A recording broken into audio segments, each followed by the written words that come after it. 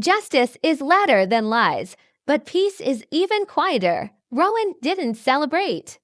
There were no champagne toasts or victory posts, just stillness. She walked through a park the next morning, hoodie up, phone off, anonymous again. The studio called. The producers offered more appearances, podcast deals, brand interviews.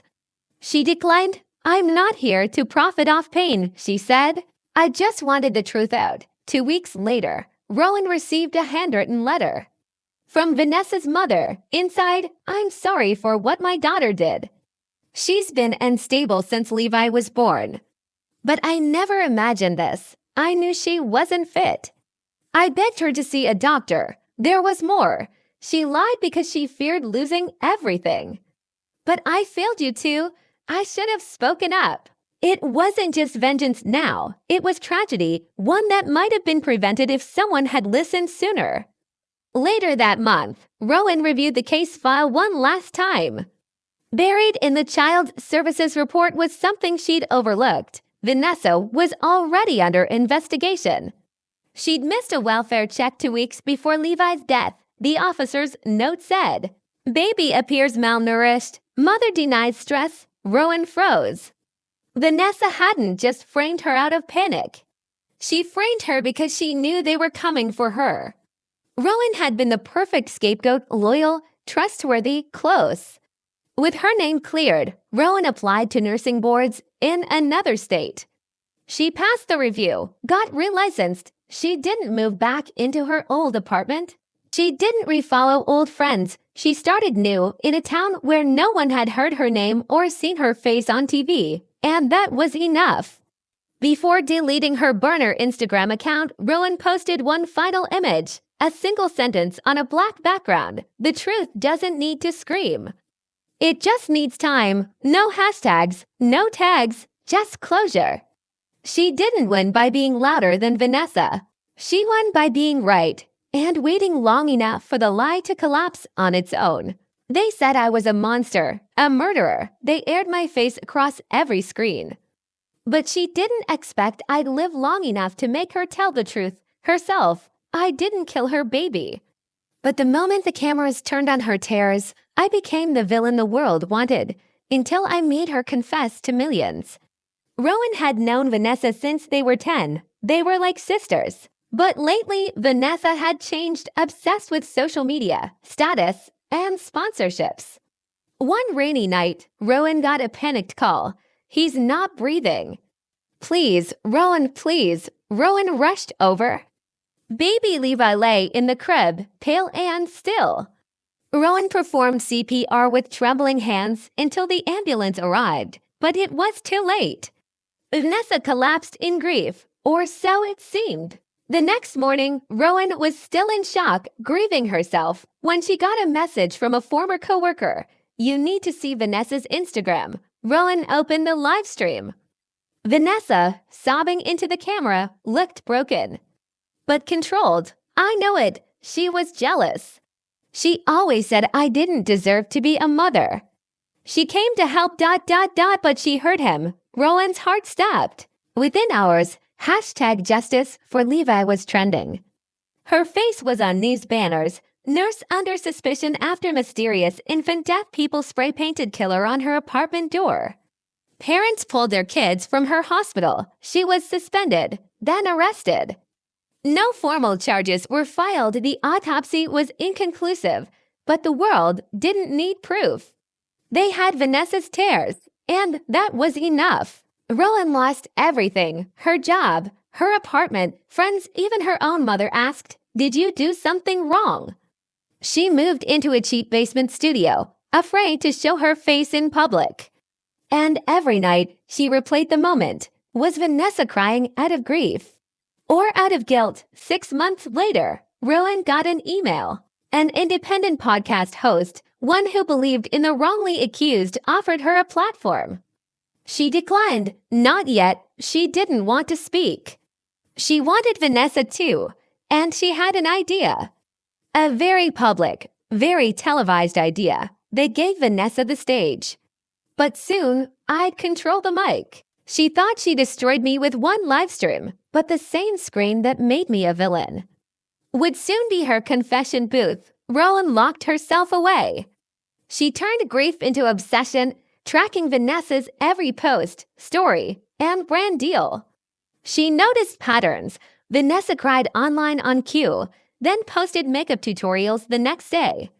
She told her followers she wasn't doing interviews, yet leaked anonymous details to gossip sites. And in a now deleted story, she slipped, she just froze. Rowan was there. But she didn't hurt him. Rowan screenshotted everything. She started building her case file one day. While scrolling through Vanessa's old Instagram lives, Rowan caught something odd. In a livestream filmed hours before the baby's death, Vanessa casually said, "He keeps crying nonstop. I swear I could throw him out the window and sleep like a baby tonight." The comments laughed. She did too, but Rowan didn't. She saved the clip. This wasn't a grieving mother. This was a woman weaponizing grief and playing victim. Rowan reached out to a national talk show, one known for viral confessions and dramatic on-air confrontations. She pitched a story under a pseudonym, unless she thought she was the center of attention. To best friends, one dead baby, one accused. One who knows the truth. The producer bid immediately, but Vanessa wouldn't agree to come. So Rowan made sure the invite read, "We're honoring mothers who survived tragedy, and Vanessa is our headline guest." Behind the scenes, Rowan worked with the production team, sent them her compiled evidence, had Ivy, a friend of Vanessa's, record a phone call with her saying, "Rowan just panicked. I knew she wouldn't fight back if I blamed her." Boom. Caught on tape. The producers were stunned. Rowan made them promise no leaks, no teasers. Everything goes live. Vanessa still had no idea Rowan was involved. She was already planning her outfit for the motherhood special. 3 days before the show, Vanessa went live again. "I just want to thank the network for letting me speak my truth." The comments flooded with love and sympathy. She had no idea what was coming, and Rowan, she watched in silence.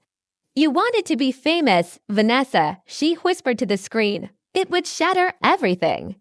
Let me help you." The cameras were being cleaned, the stage was being set, and the mic was about to catch a lie so big. She walked on stage expecting praise. She left exposed and replayed by millions. The studio lights flared. The audience clapped politely as Vanessa took center stage, dabbing her eyes. She wore soft blue, angelic mom mode, makeup perfect. Words rehearsed, "Losing my baby was the hardest thing. But I'm here to inspire other moms to heal." The host nodded solemnly. "And we have someone else who wants to speak their truth today." The side curtain opened. Rowan stepped out. Audience gasps. Vanessa's face went pale. "You lied, Vanessa," Rowan said calmly. "You blamed me because you couldn't handle what really happened that night," Vanessa stuttered. This wasn't part of." The host cut in. "Rowan brought us evidence, and we're going to let the audience and the world hear it." On screen appeared. The text screenshots the window joke from her deleted livestream. Ivy's recorded phone call, a timeline of lies. Each slide was timed perfectly. Each truth louder than the last. Vanessa tried to interrupt. "It's taken out of context. That video was just a joke." The audience wasn't buying it. People began to murmur. One woman stood up and shouted, "You're disgusting." Another left the studio, visibly crying. Vanessa, cornered, lashed out. She ruined everything. "I was going to lose my sponsorships. No one cares about me if I'm not tragic enough." Silence fell. She had just confessed, on tape. The host, stunned, turned to Rowan. "Do you want to press charges?" Rowan looked into the camera, not at Vanessa. "I want the truth out there. What she took from me can't be restored." But now, she never take it from anyone else. The clip exploded online. News outlets picked it up. Influencer mom caught in live lie about baby's death, wrongly accused nurse breaks silence. Rowan was flooded with messages. "I believed her. I'm so sorry. You are stronger than I ever could be. Thank you for standing up." Vanessa disappeared from the internet. But the internet didn't forget. She didn't take revenge with violence. She used her silence as fuel. And when she finally spoke, the world listened.